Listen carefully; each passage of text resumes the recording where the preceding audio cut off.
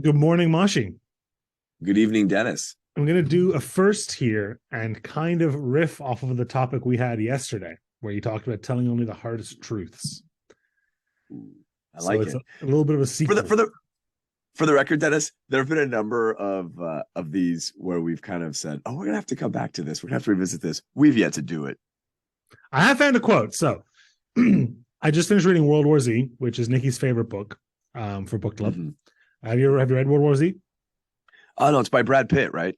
Funnily enough, it is by Max Brooks, who was Mel Brooks' son, which is kind of an odd one. But it's actually very good. It's very anthological. It's a little long. I think there's some sections you can cut, but there's a quote in it in a chapter where he's talking to this guy called Roy Elliott, I think.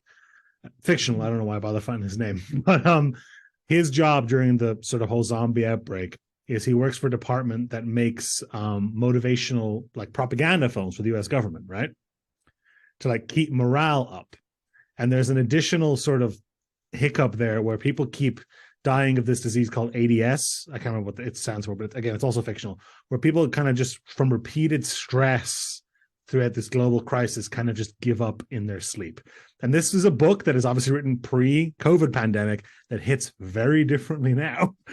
Oh my God. But it's very, very interesting. There's a quote from him, and it's about lies, because some of the propaganda he makes is always exaggerated. Like they're talking about this new weapon that's going to be amazing at like defeating the undead horde, and it's like, of course, it didn't work, but people lined up around the block to go see this film about it, you know. And the interviewer was like, "Well, isn't that lying?"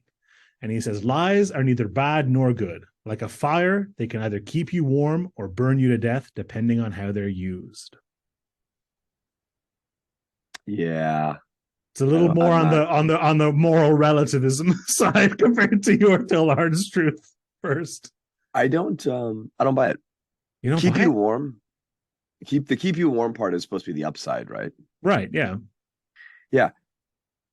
I do believe that keeps you warm the same way. I mean, you guys are kind of in a cold snap right now, right? Yeah, it's freezing here.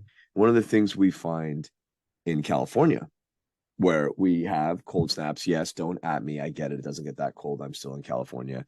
But on the streets of San Francisco, where if you are there, it can be chilly. All right, I get that's not snow on the ground.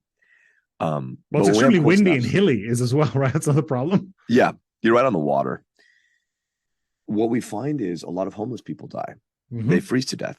And what they do is they keep drinking alcohol. Yep. Because alcohol makes you think you're warm.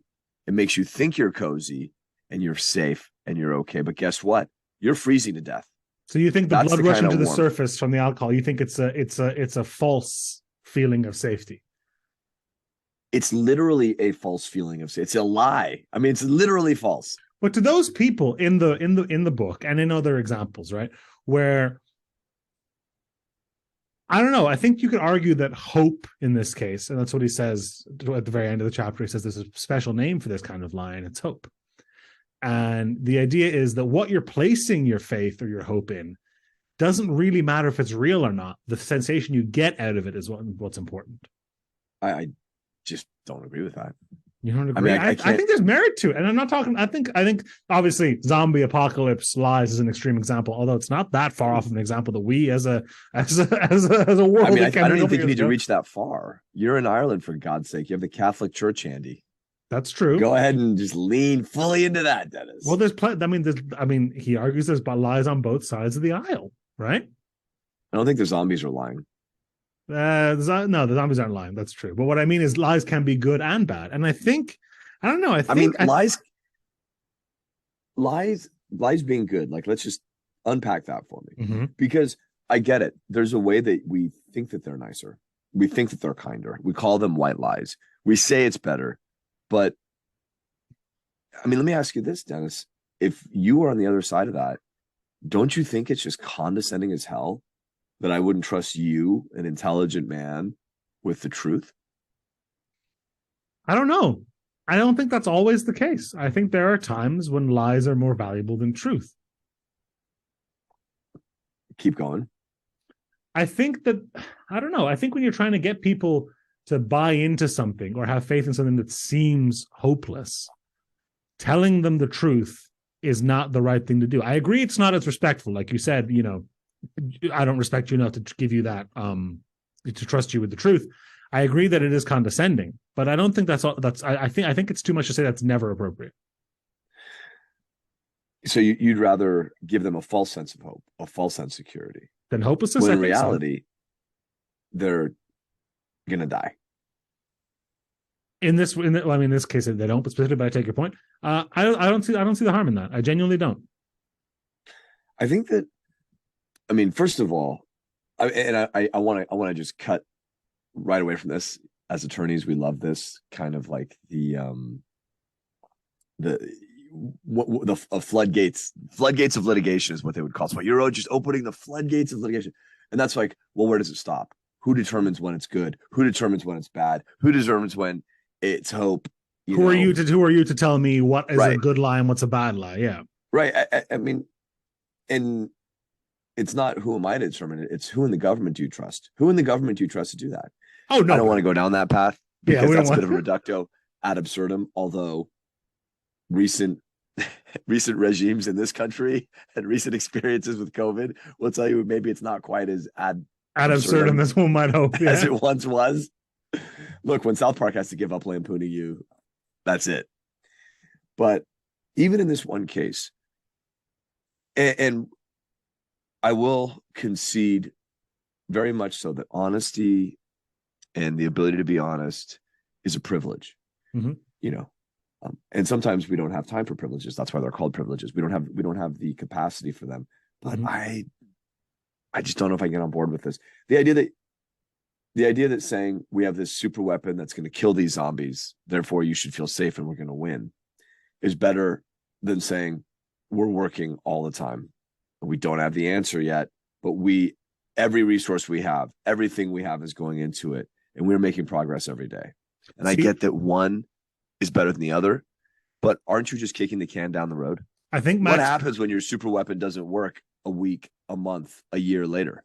I think Max Brooks ran into this when writing the book because he's given them this ADS, this like basically dying of hopelessness condition, to make it a more in the present win, right? Because they release the film and then those numbers go down. And then they're buying runway to find out another way to defeat the zombies, which they do in the end, to be fair. But if we're all going to lose, what does it matter? Kicking the can down the road might be the best you can do. Is it? I mean, let me ask you this. If it's hopeless, if it's really hopeless, Dennis, if the meteor is coming, if it's Deep Impact, or the aliens are coming, or actually, they've made clear. A perfect example of this is Don't Look Up, the Adam McKay movie from a year and a half ago. Didn't watch it. It's not very good. But my point is this: do you want? No, Nikki. Let's keep living our lives. The government says they have it in hand. Or do you want to say, fuck all, honey, let's go. We've got a month and we're not going to leave each other's side for this month. Which do you want? Which do you think is actually better? Because you're telling me what you think is better is no. I think it's way better for us if we just live. This is an individualism argument, right? What's better for Dennis and Nikki is probably the latter. What's better for 300 million people is probably the former. For why? Because you can't all take to the freeway and run north. Yes, you can. No, you can't. The Earth is going to explode. You can do whatever you want. The Earth is going to explode doesn't matter. That is literally the end of the movie. Don't Look Up. I don't know if I'd recommend it. It's free on Netflix, so if you hate it halfway through, you can stop watching. You know what I mean? Let me tell you something. My time is worth something, and this is something that I really didn't value when I was in my 20s. Now it's like, because in my 20s would have been like, well, it's free. Why not? Now bro, hour and a half, 2 hours of my life. That ain't free. I have a similar thing now. We're watching a movie and I'm like, 2 hours 30. Oh boy. Sit down for a movie and it's 94 minutes. You're like, let's go. No problem. In and out. Yeah, you're way off on that, by the way. I don't agree with that. You at some point you went to some old horror film thing and they were like Dracula. 71 minutes. We saw Dracula in the movie. Yeah, 71 minutes. And you're like, why? Marvel has no excuse. I'm like, yeah, Marvel has a great excuse. Those movies are very entertaining. Why do you think every story can be told in 70 minutes? It's not true. And not every story can be told in 27 minutes. I understand that, but they can save a lot of money. I'm not talking 70. There's a big difference between 70 and like 300 or whatever. I mean, having not seen the last Marvel film, I shouldn't say this, but I love Marvel. I haven't seen the last two now. Oh, Jesus. You're falling behind. So there is a similar quote, which is funny enough because we're talking about Chernobyl right before we started here, from the HBO series, where he says, which I think is more in line with your thinking, which is that the main character Legasov says, every lie we tell incurs a debt to the truth. And I feel like that's what the kind of thing you're talking about. You're talking about kicking the can down the road, where eventually we got to pay the piper for the lies we told up front. You do. The piper you always comes. Are you familiar with the comic book? It's one of, if not the greatest comic book stories ever written, Alan Moore's The Watchmen. I am familiar with Watchmen. Now, this is the truth. This is spoilers for The Watchmen, everybody. It's like stop. 40-year-old novel, more? 80s? It was in the 80s. Yeah. Graphic novel. Incredible. Everybody should read it. It's incredible. I like the movie because it is written by David Hayter, who does the voice of Solid Snake. You are what? It's written by Alan Moore. No, but the script, like the treatment for the script. Oh, I gotcha. At the end of this, I suddenly see myself in the Rorschach role, and you're on everybody else's side. Is that where I'm on Ozymandias' side? You're Ozymandias and I'm Rorschach. I mean, if Dr. Manhattan had decided with Ozymandias, maybe people would live a happier life, and the giant squid wouldn't have come. Mashi, you don't know. I mean, is this now in this case though? It's funny now that we finally found the example in a fictional comic book from the 80s where I'm like, as opposed to the zombie book that I picked or something. I do think Rorschach was wrong. I think at the point where we've crossed this threshold and Manhattan doesn't exist anymore. Mm-hmm. But then, Mosh, what about everything with 9/11? It's tough, man. I don't want to get into slippery slope. I don't want to. My argument isn't that it's always correct to lie. My argument is that it's not never, basically. And that's a very easy argument to make because absolutes are very difficult to defend. I understand that. I think it's, I don't know. There's this vision of America that I get it. It never existed. Leave it to Beaver America certainly wasn't an America for me. I'm half Asian. And the founding fathers, a lot of people are like, "Oh, the true American dream existed right after World War II." I'm like, not for a lot of people. I don't know. Not for me. they were still right after World War II when they let all the people who look like me out of the internment camp. Yeah. Okay, that's when the dream started. Okay, yeah. I got to reset my clock here. And I've spent, as you know, I have a legal education. I've spent a long time, and I was drawn to that because of the history. And I do have a lot of respect and reverence for the founding fathers in this country. As most Americans do, because it's driven into us at a young age. They would have no time for me. I'm half Asian, I've already mentioned. I don't think they'd even count and sit at a table with me. So the American dream is difficult, and it's glorified, but there's a lot of value there. What really shakes me to the core nowadays with social media and everything is I don't know who to trust. I don't know when to trust. And the one thing I do know is I feel like I can't trust anyone in power. I can't trust the government. Now, I'm not a cuckoo conspiracy theorist. I'm not saying like they're lying to me, but I don't think there's a good guy or a bad guy. I think everyone's got their own agenda, and it's not quote unquote betterment of the people. Mm-hmm. When you start talking about when a lie in this example can be good, it has to be altruistic, right?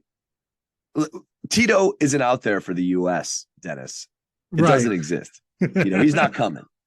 And so I think the safer policy is just no. Now, when we talk about hypotheticals in this podcast, I'm wavering. It's funny that the Watchmen example really kind of put a chink in my armor.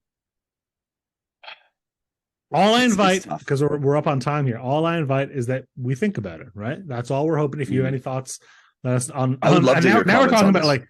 Now we're talking about moral relativism, which is like a pretty far departure from where we started the podcast, but I'm good with it. Please let us know. But I mean, I feel like this is when you're gonna get noodle in your brain as your day goes on, and I hope you carry it with you into your day, Mosh. I will, Dennis. This will be one of our mythical. We'll have to revisit this at a later time. We're talking about it again. never gonna happen. But go forth, Dennis, for the rest of your evening, and please tell no lies. Don't justify it. We'll see. Maybe I need to keep warm.